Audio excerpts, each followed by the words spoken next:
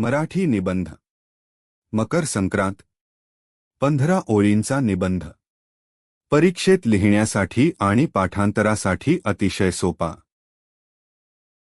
मकर संक्रांत हा भारतातील एक महत्त्वाचा सण आहे। दरवर्षी 14 जानेवारीला हा सण साजरा केला जातो। या दिवशी सूर्य मकर राशीत प्रवेश करतो। मकर संक्रांतीला संक्रांत असेही म्हणतात। या सणाला धार्मिक तसेच सामाजिक महत्त्व आहे।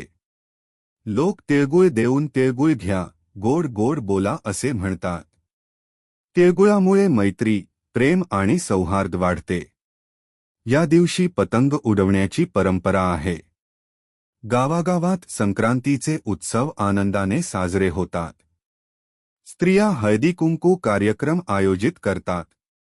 या सणामुळे समाजात एकात्मता आणि आनंद निर्माण होतो।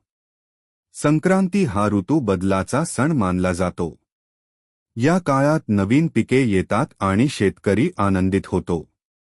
मकर संक्रांत हा आरोग्य, आनंद आणि बंधुभावाचा सण आहे।